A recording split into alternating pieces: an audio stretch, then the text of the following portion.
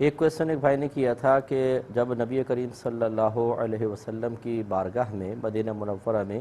یعنی روضہ انور پر حاضری ہو تو کیا آپ سے استعانت کی جا سکتی ہے، یعنی آپ سے مدد طلب کرنا یہ شرعاً صحیح ہے یا نہیں ہے؟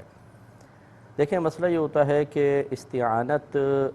اللہ تعالیٰ کے علاوہ کسی مخلوق کو اگر وسیلہ سمجھ کر کی جائے تو اس میں شرعاً کوئی حرج نہیں ہے۔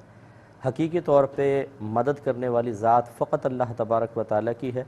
اور اسی سے طلب امداد افضل اور اولیٰ بھی ہے۔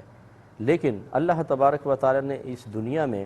ہر چیز کے حصول کے لیے کوئی نہ کوئی وسیلہ قائم فرمایا ہے، اگرچہ وہ غیر محتاج ہے، اگرچہ اللہ تبارک و تعالیٰ چاہتا تو بغیر وسائل کے بھی براہ راست ہم دعا کرتے اور آسمان سے خود ہمارے گھر میں سب کچھ آ جاتا، جس سے بنی اسرائیل پہ من و سلوہ نازل کیا گیا تھا۔ اللہ تعالیٰ ایسا کر سکتا تھا، لیکن اس نے دنیا میں ہر چیز کے لیے ایک وسیلہ تقریباً قائم کر دیا ہے، اور ہم ان وسائل کی طرف بڑھ کر اپنی حاجات کو پورا کرتے ہیں۔ اور کوئی بھی نہیں کہتا کہ اگر اس وسیلے کو آپ اختیار کریں گے تو خدا نہ خواستہ یہ شرک ہو جائے گا، کیونکہ آپ اللہ کو چھوڑ کر اس وسیلے کی طرف جا رہے ہیں۔ ہمیں اگر پیسہ چاہیے ہوتا ہے، ہم پڑھتے ہیں، پھر جاب کرتے ہیں، محنت کرتے ہیں، سیلری آتی ہے، بھوک لگ رہی ہوتی ہے، کچھ چیز خریدتے ہیں، اسے پکاتے ہیں، پھر اسے کھاتے ہیں، چباتے ہیں، پیٹ میں اتارتے ہیں، تب کہیں جا کے پیٹ بھرتا ہے۔ کتنی چیزوں کے وسائل آئے، کوئی بھی اس کو ناجائز نہیں کہتا ہے۔ اسی طریقے سے اللہ کے محبوب بندوں سے استعانت اگر یہ سمجھ کر ہو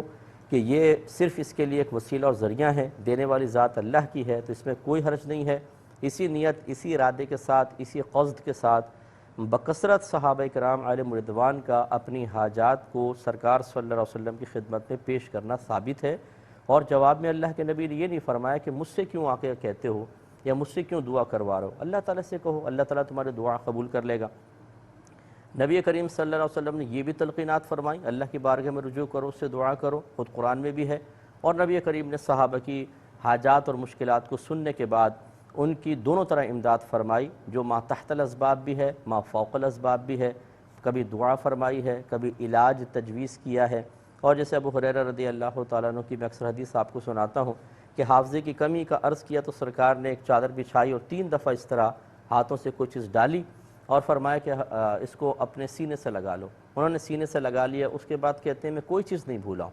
تو یہ دیکھیں، حافظہ گویا کہ نبی کریم صلی اللہ علیہ وسلم نے عطا فرما دیا۔ اسی طرح جب آپ روضہ انور پہ حاضر ہوں تو بالکل یہ یقین رکھیں کہ نبی کریم صلی اللہ علیہ وسلم اپنی قبر انور میں